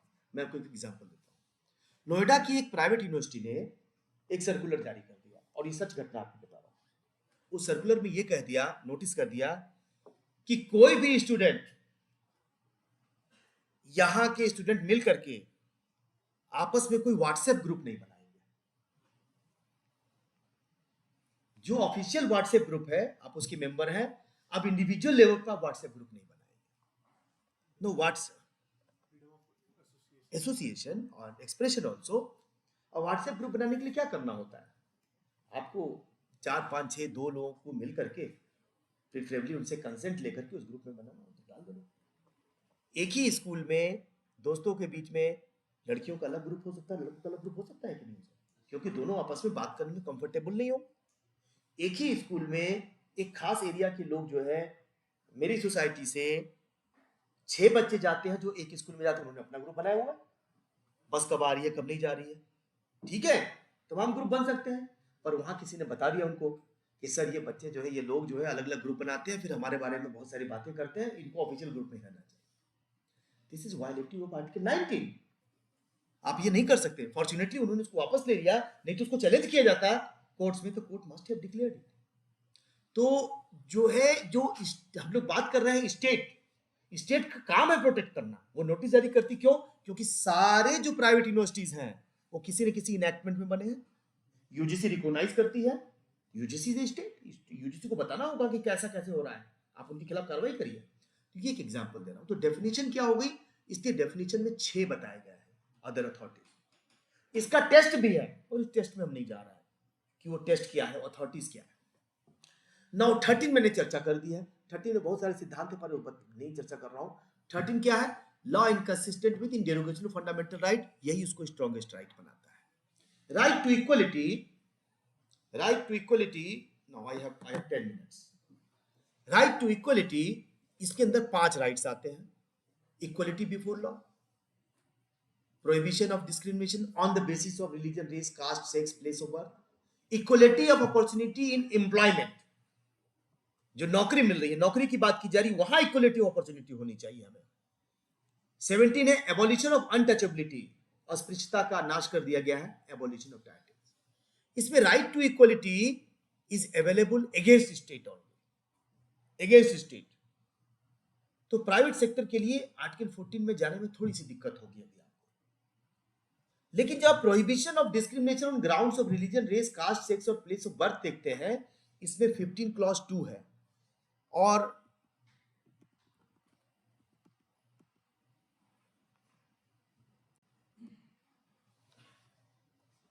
No restriction on access to shops, public restaurant, hotels, place of entertainment, ये गवर्नमेंट के नहीं है। प्राइवेट शॉप्स में कोई आपको ये मना नहीं कर सकता कि आप मेरे शॉप में सामान नहीं ले सकते। On the basis of what? वो जो 5 बातें बताई गई हैं, religion, race, caste, sex, place of birth. यहां केवल हिंदू ही इस शॉप से लेंगे, यहां हिंदू ही खाना खाएंगे, यहां मुस्लिम ही आकर खाना खाएंगे, ये नहीं कर सकते। प्राइवेट अगर ऐसा है, one can go to the High Court and Supreme Court and declare this provision as unconstitutional. वैसे तो ये जो है इस तरह का डिस्क्रिमिनेशन करना आईपीसी, अगर देखेंगे Indian panel code section 153A 153B के अंतर्गत भी अपराध भी है ये डिस्क्रिमिनेशन करना, ठीक है। सो शॉप्स है, पब्लिक रेस्टोरेंट्स है, होटल्स है, प्लेसेस ऑफ पब्लिक एंटरटेनमेंट। कोई मॉल है, हमने मॉल में कह दिया कि ये जो है इसी लैंग्वेज के लोग आएंगे, यहां पर नहीं कर सकते। हमने कह दिया कि केवल males are allowed, you can not do like that, ठीक है। तो यूज ऑफ वेल्स, कोई कुआं है, बाथिंग घाट है, रोड है, प्लेसेस ऑफ पब्लिक रिसोर्ट है। पुराने जमाने में हुआ करता था कि ये जो कुआं है ये बड़ी जाति का कुआं है और ये कुआं किसका है, छोटी जाति का है। यदा कदा आजकल भी कभी कभी सुनने को मिलता है ये, पर बहुत रिड्यूस हो गया है, बहुत खत्म हो गया ये, क्योंकि सरकार भी स्ट्रिक्ट है, लोग भी अवेयर है और एक्सेप्टेबिलिटी भी आ गई है। पर वो 1950 में क्यों किया गया था? क्योंकि कुएं तक जाने से रोका जाता था लोगों को, ये कुएं में आप नहीं जा सकते।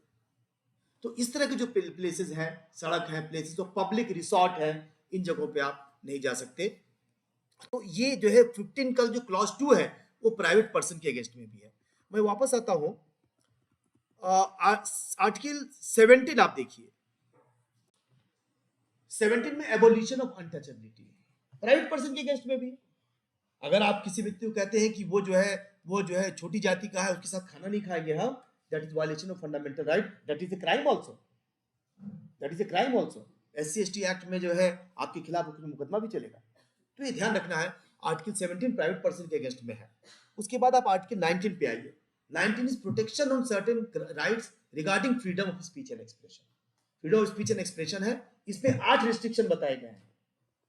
इसके अंतर्गत 19(1) से ए से लेकर जी तक है, ये सारे फंडामेंटल राइट है। इस पे कई रिस्ट्रिक्शन बताए गए हैं। बाकी जो फंडामेंटल राइट है, कन्विक्शन ऑफ ऑफेंस, आर्टिकल 20 में 3 क्लॉज हैं जो एक्यूज को केवल फंडामेंटल राइट देते हैं। जो व्यक्ति मुकदमा झेल रहा है क्रिमिनल केस, उसके लिए अलग से राइट देते हैं। राइट टू पर्सनल लिबर्टी और लाइफ, ये किसी भी व्यक्ति को प्राप्त है, लेकिन आर्टिकल 19 केवल सिटीजन को प्राप्त है।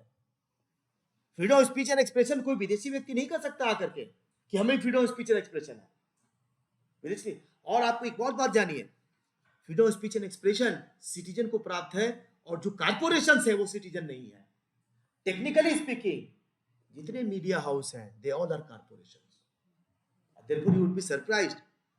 They are right. They are indeed.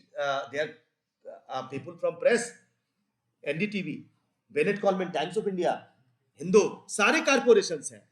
So technically citizen नहीं है वो, तो freedom of speech and expression कैसे मिलता है?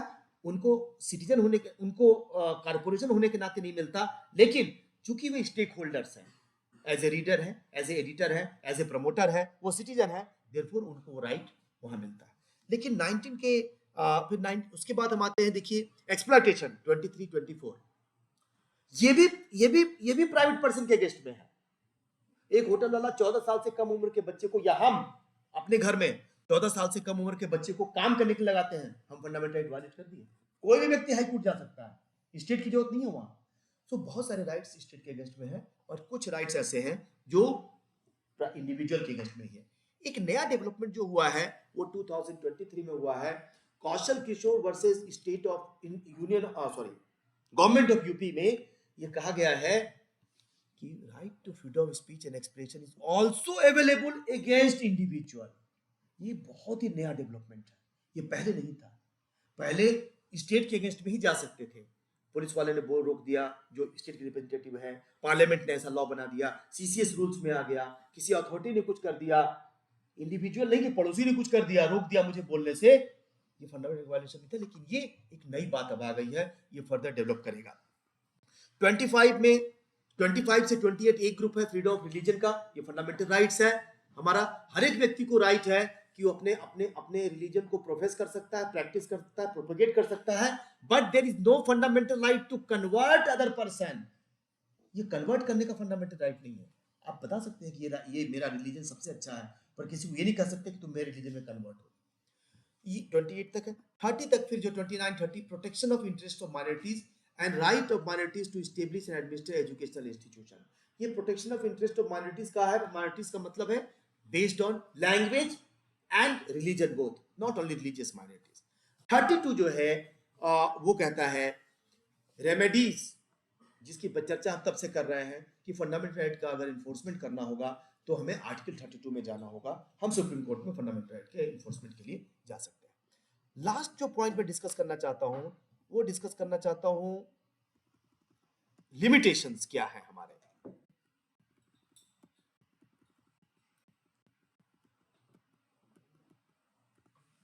ये देखिए आप आर्टिकल 19 में 6 राइट्स हैं।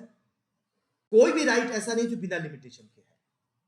लिमिटेशन लिखे हुए भी हैं। For example freedom of speech and expression है, अभी लिखा हुआ लिमिटेशन नहीं दिख रहा है। Assemble peaceably and without arms, right to assemble तो है, पर क्या लिमिटेशन है? पहले पीसेबली, शांतिपूर्वक असेंबल हो सकता है।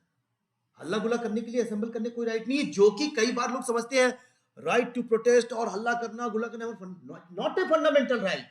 टेक नोट, ये आगे निकल के जो हम हड़ताल करते हैं, हड़ताल itself is declared, it is not a fundamental right. Bharat Kumar versus state of Kerala में डिसाइड हुआ, it is not a fundamental right. बाहर निकल के हम प्रोटेस्ट करते हैं, पीसफुल तो कर सकते हैं, वायलेंट नहीं हो सकता। वो जैसे वायलेंट होता है फंडामेंटल राइट का प्रोटेक्शन खत्म हो जाता है और क्रिमिनल लॉ में भी चले जाते हैं। विदाउट आर्म्स भी इंपॉर्टेंट है। आर्म्स लेकर चलना फंडामेंटल राइट नहीं है। अमेरिका में तो ये सेकंड क्लॉज में, सेकंड अमेंडमेंट में फंडामेंटल राइट है, हमारे यहाँ फंडामेंटल राइट नहीं है। ठीक है, और अभी समझ में आता है कि बनाने वाले जो लोग थे बड़े विजनरी थे, उनको अमेरिका का एक्सपीरियंस पता था कि वहां पर गन्स ज्यादा है, लोग कम है। और हमारे आतंकवादी घटनाओं में जो लोग मरते हैं वहां पर लोग जो है गन से मारे जाते हैं। बच्चा आ गया स्कूल में गोली चला दिया, कोई आदमी आया वो किसी जगह गोली चला दिया, एनीवे। तो ये दो लिमिटेशन यहाँ पर है, peaceably and without arms. Form association ठीक है, मूव फ्रीली, इसमें भी कोई टू रिसाइड एंड सेटल, ये भी ठीक है, प्रैक्टिस एनी प्रोफेशन। अब इसमें जो लिमिटेशन है, I think the limitation is there, yes देखिए 19(1) में जो लिमिटेशन है 1A में, एक दो नहीं 8 लिमिटेशन है। Freedom of speech and expression तो है जिसको सब लोग चर्चा करते हैं, अरे हमारा तो freedom of speech and expression जो है ये कर्टेल हो गया। People do not know there are 8 restrictions also and both are on same footing. ये नहीं कि राइट ज्यादा इंपॉर्टेंट है और रिस्ट्रिक्शन कम इंपॉर्टेंट है, बोथ गो टुगेदर। और जो अभी आपने बात कही, क्या राइट के साथ ड्यूटीज है? यस, ये ड्यूटी है। हम बोले तो ऐसी बात ना बोले जो इंडिया की सॉवरेनिटी और इंटीग्रिटी खतरे में पड़ जाए, भारत तेरे टुकड़े होंगे, इस तरह की बात हम नहीं कर सकते। हम ये नहीं कर सकते कि कश्मीर को आजाद कर दो, उसके सपोर्ट में कोई वॉइस नहीं दे सकते। हम अपनी बात रख सकते हैं, हम विनम्रता से बात रख सकते हैं कि हाँ कश्मीर के लोगों के प्रति अन्याय हुआ है, उसको बताइए क्या हुआ है। लेकिन आप ये नहीं कर सकते कि कश्मीर को हमें हमें हमें आजाद कर देना चाहिए। It is against sovereignty and integrity, ये फ्रीडम नहीं है, it is not A part of fundamental right. Security of state, friendly relations with foreign states, हमने ना केवल अपनी चिंता की है बल्कि फॉरेन कंट्री की भी चिंता की है। अभी क्या हो रहा है कनाडा से, हमारी कंट्री के अगेंस्ट में एक आतंकवादी वहां पन्नू है, बैठ बैठकर भारत के अगेंस्ट में ढेर सारी बात कहता रहता है, आग उगलता रहता है, कभी कहता है एयरपोर्ट उड़ा देंगे, कभी कहता है कुछ। कनाडा कुछ नहीं कर पा रहा है। वेस्ट कंट्री, वो सिटीजन है अमेरिका का, America is not doing anything, they have no legal no moral right to teach us. हमने तो अपने प्रोविजन में रखा है कि हमारे जो फ्रेंडली स्टेट है उसके अगेंस्ट में अगर हमारा नागरिक बोलेगा हम उसको रोक देंगे। अब कनाडा में एक आदमी ऐसा बोल रहा है, कुछ कर नहीं पाते। They should not teach us, we should teach them.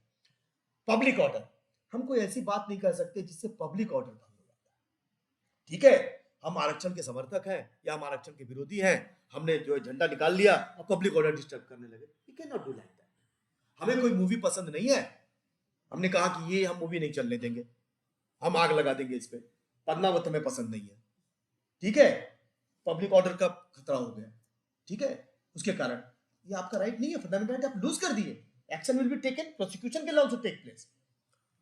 Contempt of court, sorry decency and morality, decency and morality शायद और डेवलप होगी अभी आगे।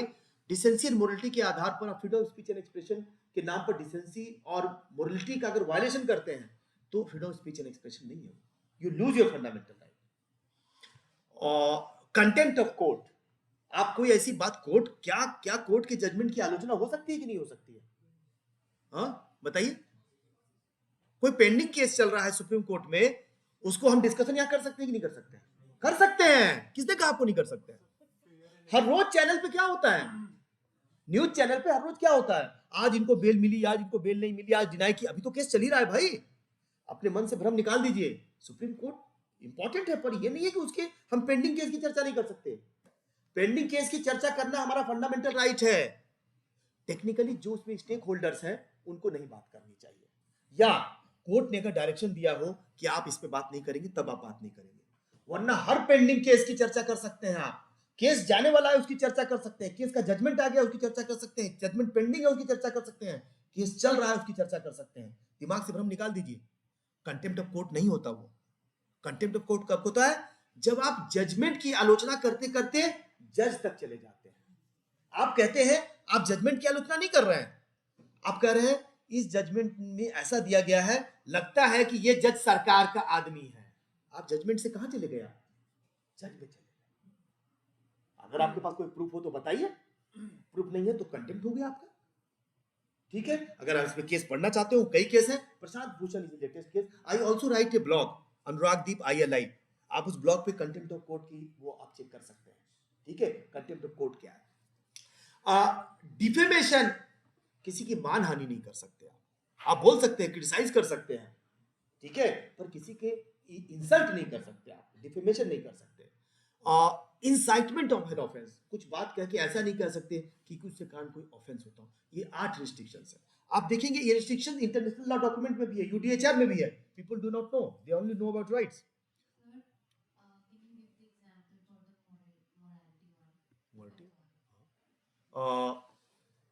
There are enactment like one enactment is indecent representation of women act. It is an enactment. ये कहता है कि women का आप जो है एडवर्टीजमेंट में और पब्लिक डिस्प्ले में इंडेसेंट तरीके से उसका रिप्रेजेंटेशन नहीं करेंगे. This is under decency and morality clause. This one example. ठीक है. Immoral traffic prevention act, immoral word ही इसमें यूज हुआ है. इमोरल ट्रैफिक प्रिवेंशन एक्ट 1956 का है. उसमें कहा गया है कि जो प्रोस्टिट्यूशन, एक तो इमोरल ट्रैफिकिंग में कई चीजें आती हैं. प्रोस्टिट्यूशन जो है, प्रोस्टिट्यूशन जो लोग करवाते हैं, ठीक है, उसके लिए जो प्रोपोगेट करते हैं, दे आर प्रोहिबिटेड. प्रोस्टिट्यूशन पर से इज नॉट इलीगल, ध्यान रखिएगा. प्रोस्टिट्यूशन पर से इज नॉट इलीगल. ठीक है. तो वो उसको रोका गया है कि नहीं, आप उसको एडवर्टाइज नहीं कर सकते, इमोरल होगा. ठीक है. ओटीटी प्लेटफॉर्म पर जो आजकल आ रहा है, आई डू नॉट नो 10 साल से सरकार क्या कर रही है. ठीक है. लेकिन जो आ रहा है, मतलब ओटीटी प्लेटफॉर्म के अलावा वो तो जो बिल्कुल जिसको पोर्न है, it is available. I have a list of those movies जिसमें पोर्न अवेलेबल है ओटीटी प्लेटफॉर्म पे, which can be accessed by my 16-year-old daughter easily and my 11-year-old son when I'm not there, because Prime available है. ठीक है. तो ये जो है मोरलिटी और डिसेंसी के आधार पर कोर्ट में केस भी पेंडिंग है. मुझे लगता है जल्दी ही इस पे रोक लगेगी, इसी आधार पर रोक लगेगी, लॉ बनेगा. तो ये उसी तरह मैंने और चर्चा नहीं की आपसे freedom of speech and expression के अलावा और जो राइट्स हैं. ये देखिए, असेंबल पीसफुली विदाउट आर्म्स, इसमें भी 3 रिस्ट्रिक्शंस हैं. तो जब आप कोई लॉ बनाते हैं, बनाने में हेल्प करते हैं, तो रिस्ट्रिक्शंस का ध्यान रखना होता है कि ये रिस्ट्रिक्शंस हैं. तो ये आर्टिकल 19 की रिस्ट्रिक्शन. 25 के रिस्ट्रिक्शंस को थोड़ा सा देख लेते हैं, उसके बाद हम कंक्लूड कर देंगे इसको. 25 की रिस्ट्रिक्शंस ये आ गया. 25 सब्जेक्ट टू पब्लिक ऑर्डर. हमारे पास फ्रीडम ऑफ प्रोफेशन है. प्रोफेशन आप कर सकते हैं, अपना प्रोफेस कर सकते हैं, अपना रिलीजन, उसको प्रैक्टिस भी कर सकते हैं, प्रोपेगेट कर सकते हैं. पर पब्लिक ऑर्डर वायलेट होगा तो आपको रामनवमी का जुलूस निकालने नहीं दिया जाएगा. ताजिया का जुलूस निकालना चाहते हैं आप और उससे पब्लिक ऑर्डर डिस्टर्ब होगा, आपको डिक्लाइन कर देंगे. है कॉन्स्टिट्यूशन में प्रोविजन है. डिस्ट्रिक्ट मजिस्ट्रेट जो 144 लगाते हैं इन सब मामलों के लिए, एक पावर उनको यहां भी मिलती है. मोरलिटी, नैतिकता के खिलाफ अगर कोई ऐसी बात करते हैं आप उसको कि ये मेरा रिलीजन का पार्ट है, जैसे साउथ में देवदासी प्रथा हुआ करती थी. ठीक है. और भी कई चीजें हैं. तो मोरलिटी के अगेंस्ट में. हेल्थ, हम तो भाई बहुत पवित्र हैं, यहाँ कुंड का पानी पिएंगे और साइंटिस्ट ने कह दिया कि डेंजरस पानी है, इससे रोग हो जाएगा. पर हम तो धर्म के चक्कर में हमने आंखें बंद कर रखी है, हम तो पानी पिएंगे ही. सरकार रोक सकती है कि भाई पवित्र पानी है, दूर से देखिए, नमस्ते करिए, पर पानी नहीं पी सकते आप हेल्थ के आधार पर. And other provisions of this part. Right to religion is the most restricted right. Other provisions of this part में आर्टिकल 19 में जितने रिस्ट्रिक्शन है वो भी यहां लागू हो रहे हैं, किसी और प्रोविजन में वो भी यहां लागू हो रहे हैं. तो ये सब ड्यूटीज है हमारी. It's type of duty. ये सब हमारी ड्यूटीज है. ठीक है. I think I have taken more than enough time. बहुत मटेरियल है हमारे पास डिस्कस करने का. फाइनल पॉइंट ये कहना चाहता हूं, जो भी अनसेटल्ड इश्यू है, I am also not very clear, but आपको दे रहा हूं because your young brain, you can think on that. Is fundamental rights subject to finances? क्या जो फंडामेंटल राइट है वो फाइनेंस के सब्जेक्ट में? कोई स्टेट ये कह सकता है कि ये फंडामेंटल राइट तो है, लेकिन हम इसको लागू नहीं करेंगे क्योंकि हमारे पास अभी पैसे नहीं है. ये बात क्या स्टेट कह सकता है? मेरी राय है कि नहीं कह सकता है. Otherwise the difference between directive principle और फंडामेंटल राइट का जो डिफरेंस है वो खत्म हो जाएगा. डायरेक्टिव प्रिंसिपल बनाया ही इसलिए गया था क्योंकि हमारे पास सफिशिएंट फंड्स नहीं थे. What the Supreme Court is doing, casually some of the rights they are declaring as fundamental rights. One liner, two liner में right to health is a fundamental right. 70% जो है हमारा हेल्थ सेक्टर जो है private sector के पास है. कहां से आप फंडामेंटल राइट? फंडामेंटल राइट का मतलब है कि अब हम एक व्यक्ति जो कैंसर का मरीज है या कोई और ऐसी चीज का मरीज है जिसमें कि दवा की कीमत जो है हर रोज हर महीने उसमें दवा लगती है 10 लाख रुपए की, कौन सा अस्पताल उनको फ्री में दे रहा है ट्रीटमेंट? I doubt. कोई अस्पताल. हम वी मस्ट थिंक कि हाँ ऐसा होना चाहिए आने वाले दिनों में। पर मेरा कहना है कि फंडामेंटल राइट्स के साथ एक खास बात ये है, नॉट सब्जेक्ट टू फाइनेंसेस। और इसलिए फंडामेंटल राइट के बारे में जब भी चर्चा करते हैं, यू मस्ट सी कि अगर कोई फंडामेंटल राइट एक्सप्रेसली नहीं बनाया गया है और उसको बनाना चाहते हैं, तो उसके पीछे फाइनेंशियल स्टेटमेंट जरूर हमें देखना चाहिए कि हमारे पास इनफ फाइनेंसेस है कि नहीं। ठीक है, और ये नहीं कहेंगे कि भाई फाइनेंस नहीं है, चिंता आप करिए। अगर फंडामेंटल राइट एक्सप्रेसली है, जैसे राइट टू एजुकेशन के मामले में जब फंडामेंटल राइट केस चल रहा था, तो स्टेट ने कहा कि हमारे पास पैसे नहीं है, तो पार्लियामेंट ने कहा पैसे नहीं है, आर्गुमेंट आप नहीं दे सकते, right to education fundamental right है, आप इसकी व्यवस्था करिए। देन गवर्नमेंट ने फंड दिया। Thank you very much, thank you again. आप अगर जुड़ना चाहते हैं, I have a YouTube channel Anuragdeep ILI, many videos, but you they are not quick video, 10 minute वाले वीडियो उसमें कोई नहीं है। ILI, अनुरागदीप ILI, और वो क्विक वीडियो कोई नहीं है, दे आर सीरियस वीडियोस। ठीक है, तो वो आजकल जनरली मैं मूल अधिकार पे तो बहुत दिन बाद बोल रहा हूँ, मैं शायद 2 साल बाद बोल रहा हूँ। आजकल जनरली मैं भारतीय न्याय संहिता और जो 3 लॉज है उस पर बोल रहा हूँ। यू विल फाइंड, अगर आपने से कुछ लोगों ने सर्च किया होगा तो आपने देखा होगा कई वीडियोस हिंदी और इंग्लिश दोनों में है। इसके अलावा बहुत इशू पे है, रिसर्च मेथोडोलॉजी क्या होती है, रिसर्च कैसे करते हैं, how to select a topic also research के लिए। आप में से कुछ लोगों को मुझे पता चला कि सर ने कहा कि आप लोगों को 5 रिसर्च के टॉपिक दिए गए हैं, या रिसर्च का थीम दिया गया होगा आपको, रिसर्च टॉपिक नहीं दिया गया, थीम दिया गया होगा। उस थीम से आप टॉपिक कैसे बनाएंगे कि वो प्रोडक्टिव रिसर्च हो सके, क्योंकि अगर आप टॉपिक सही नहीं बनाते हैं, then you will end up reinventing the wheel. ध्यान रखिएगा, and you have not to reinvent the wheel, you have to invent something. तो आप रिसर्च मेथोडोलॉजी को लेक्चर्स देखेंगे तो आपको काफी आइडिया लगेगा कि कैसे रिसर्च करना है कि वो फ्रूटफुल रिसर्च हो सके, यूजफुल रिसर्च हो सके। ठीक है, मेरा नंबर भी है, अगर आपको कोई कंफ्यूजन है, कोई बात है, आप नंबर पे बिना संकोच के आप मुझे व्हाट्सएप मैसेज कर सकते हैं। ठीक है, मैं गारंटी नहीं तक तुरंत ही रिप्लाई करूंगा, लेकिन उसके रिप्लाई करने का जरूर ट्राई करूंगा। ठीक है, थैंक यू वेरी मच। आपका कोई सवाल है तो I am still open to those questions. हाँ, यस प्लीज।